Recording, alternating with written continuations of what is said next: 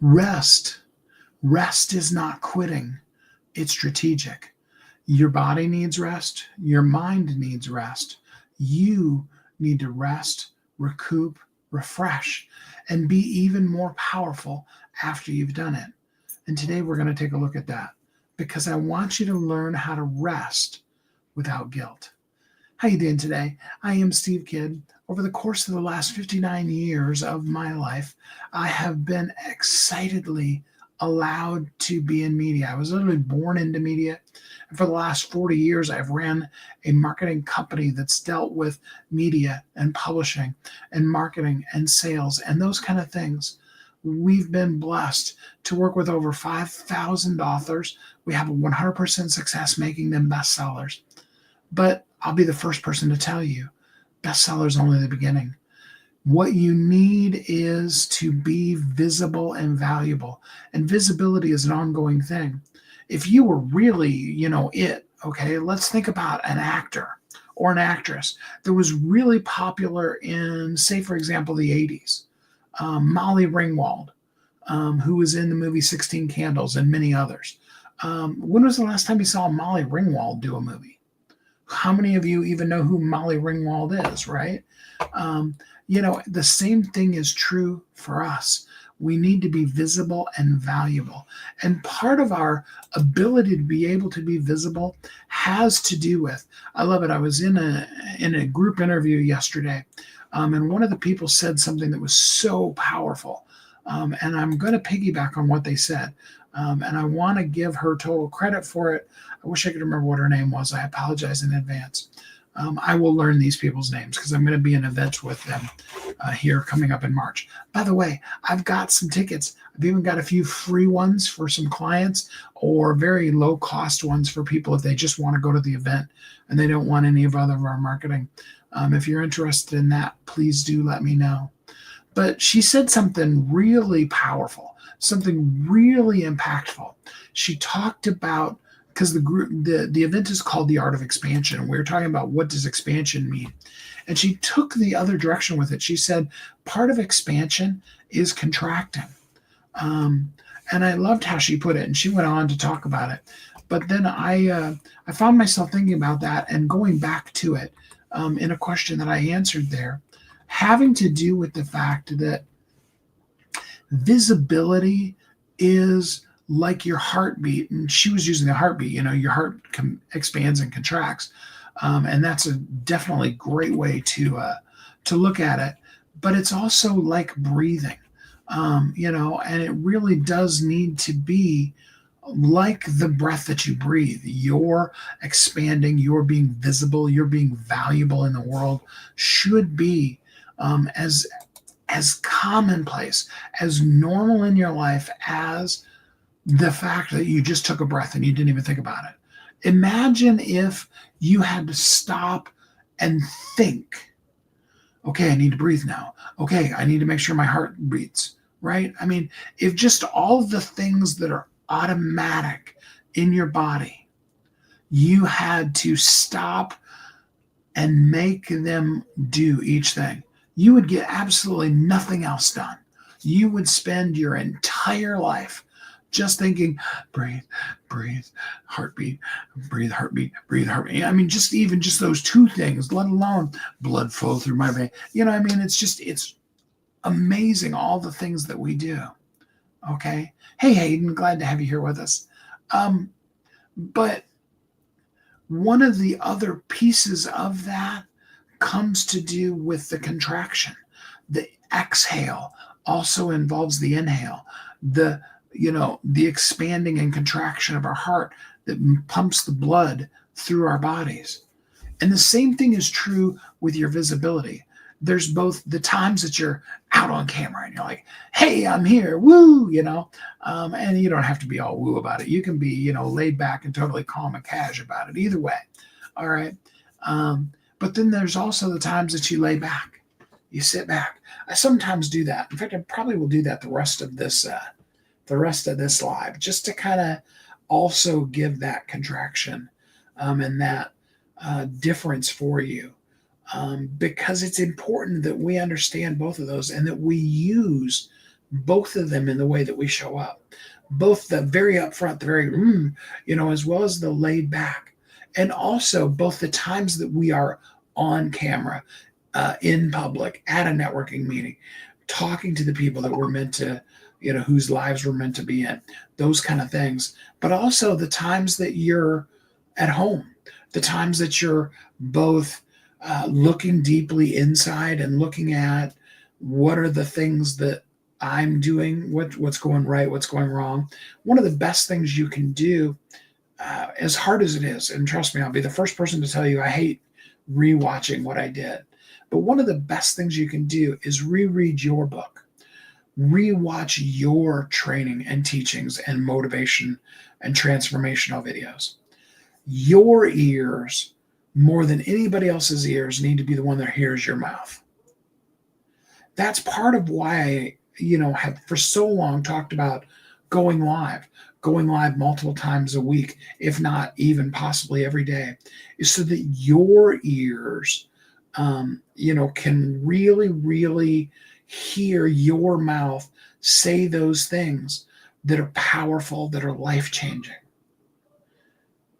And so listening is just as much a part of being visible and being out there and being seen and being heard as the speaking part is. Resting, literally going up in the bed, laying down and resting, getting the extra sleep for the times when you're going to need to be on stage. Anybody that's ever spent any time on stage will tell you, you should. And I know a lot of us have, replaced rest with Mountain Dew or other. Mountain Dew was my quote unquote drug of choice. Other people have done other substances to let them live through that rock star lifestyle, as it were, But the truth is, what you really need is to come off of that stage, do the things. Sometimes when you're a speaker in an event, right after you come off stage, you need to meet with the people. And that's actually good, because you do need some come down time. But then you also need to potentially, even as much as you probably really do want to hear the person who comes after you, you may potentially even need to sneak up to your room and possibly even take a nap, change out of your dress clothes and flop around in fuzzy slippers, and just be completely checked out. Usually after I do these lives, one of the things you don't see live is I usually, when the weather's nice enough, I will go for a walk first, and I may bounce on my rounder before, but right after that, that's usually when I have lunch, is right after I do the live. I come out and I put my energy and my attention and I give of myself to you. And then I need that retraction, that rest, to be able to, be able to stay up and continue doing the things. Because here's what I can absolutely tell you: burnout is not going to make you visible. And you running around exhausted, burnt out, grumpy, all of the things that come with overdoing it and not also taking the time to rest, those are not going to build trust. Those are going to actually build walls. They're going to keep you from being able to really, truly connect with people. Again, we've got clarity, consistency, and connection. Rest is what helps you get that clarity. I had a pastor friend of mine, he used to call it creative loafing. After Sundays, for those of you that don't go to church or don't know it, many pastors, Monday is their day off. Now, I know some pastors that have intentionally chosen to not take Monday off because of that whole methodology of it. But it's actually a really good thing, because you put all yourself out. And in fact, even in my house growing up, Sunday afternoon after lunch was typically quiet time, typically quote unquote nap time. And that was very intentional, because when you put out yourself that much, you need that time. But creative loafing, that really being able to rest, allows your mind to start thinking of things, start getting clarity on things. Clarity actually comes out of that rest. And then when you're clear and you're rested clear as opposed to chaotic clear. That's where you can be consistent because you have the energy to be able to put out the effort. And the consistency, that's going to create your visibility. And of course, the visibility is what's going to allow you to be connected. It all comes together. It's all about creating a pace. Anybody that's ever ran a marathon, I'm not one of those, will tell you there are times when you really, really go all out. And there are times when you're, at a light jog or, some of you will even walk some of the times when you're doing that long thing. I love watching triathletes, the triathlons where they swim 2 miles in the ocean. And then they ride the bike for 120 something miles or whatever it is. And then they run a full 26-mile marathon too. Don't quote me which order those are in. I think it's the other way around. I think the bikes are last, but either way.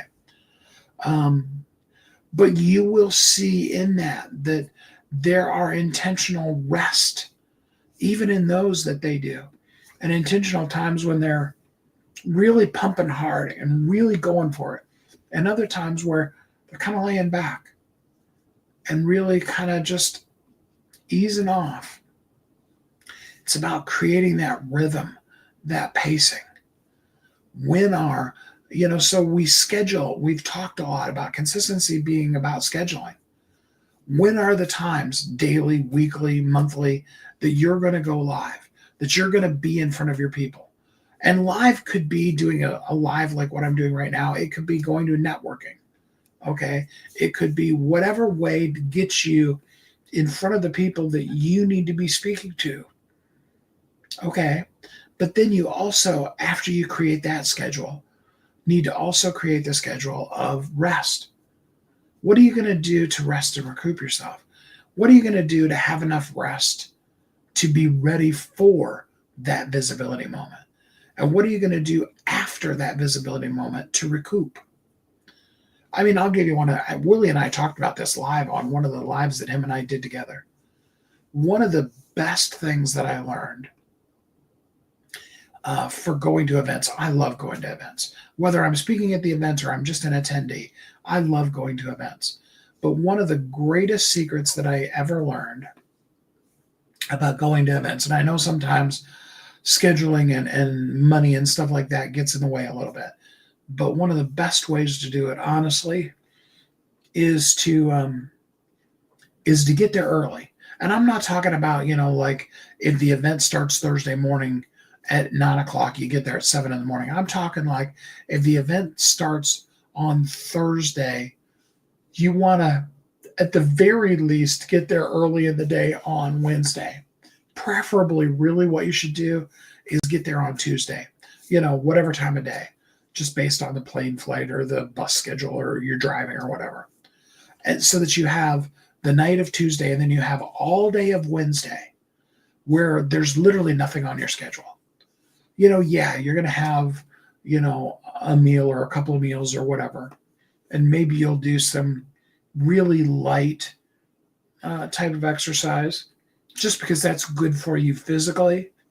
But for the most part, and even if you lay up in the bed the whole entire day, I was just scheduling because, again, I'd love to have you come to the event in Provo. If you would like tickets, I've absolutely got some tickets for it. And I've got those available to you. Just message the word tickets.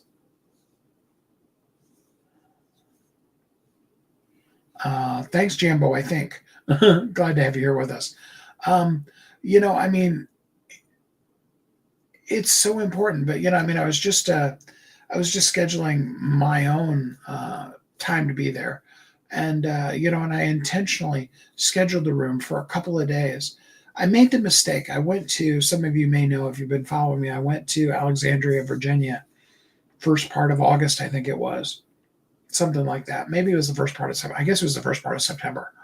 And one of the mistakes that I made was I I shortened the amount of time. I got there the day before, but it was like, don't quote me on this, but it was like 2 or 3 o'clock in the afternoon when I got to the hotel. Okay. And then the event started the next day. So yeah, I got a good night's sleep, but I didn't really get that day of rest before it. And then I left out, I spent the night there, and then I left out the next day, just a little bit afternoon. Not too rushed, but a little bit more rushed. I really, like I said, at the bare minimum, you get there the day before the day. You spend the whole day before just resting, just recouping, just, letting all the travel wear off of you, all the jet lag move away, right? And then you're ready to really, really get all that you can, or give all that you can at the event. And the same thing's true after the event. Take that whole next day.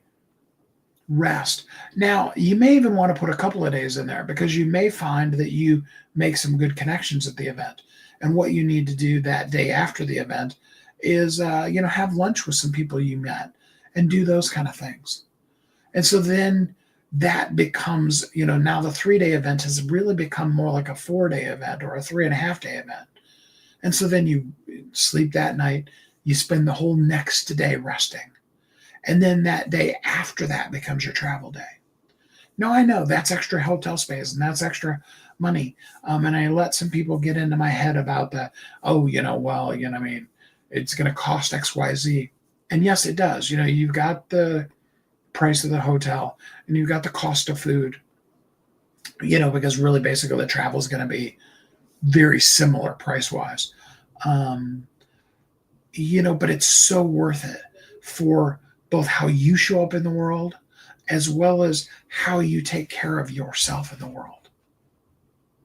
I want you to really embrace that so that you can have not just moments and then look back and be like, that was a great moment, but so that you can have those moments and turn them into momentum. There is a way for you to show up. There are even a lot of ways that can allow you to do the things you should do and allow others to do the stuff that you shouldn't be doing anyway. And that's a piece of rest too.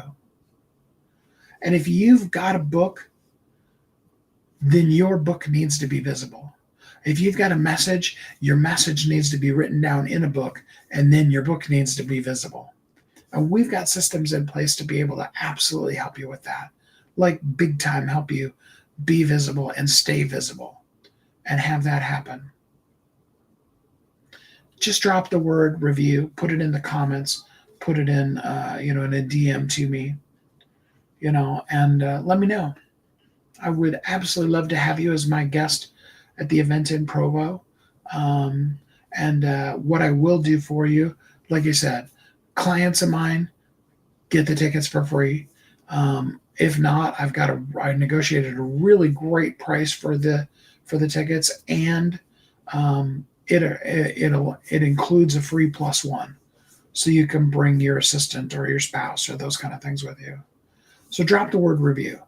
Let's talk about how you can be visible. Let's talk about how we can help you with the event. Let's talk about you resting and making a difference in this world. Because rest isn't stopping. It's preparing. It's presenting you in the way that you need to be. I appreciate you joining me here. We're going to be moving into week 2 of our month of January. Even though I know tomorrow's only the 4th, we kind of hopped into the month of January at the beginning of the beginning of this past week.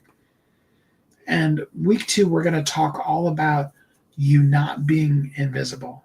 How you're not invisible, you just haven't been recognized yet. And tomorrow specifically, we're going to dive really deep into that. I hope until we're together, and I hope you will join me tomorrow. But until then, I hope you're happy, safe, warm, and loved, and that you have a really amazingly great week.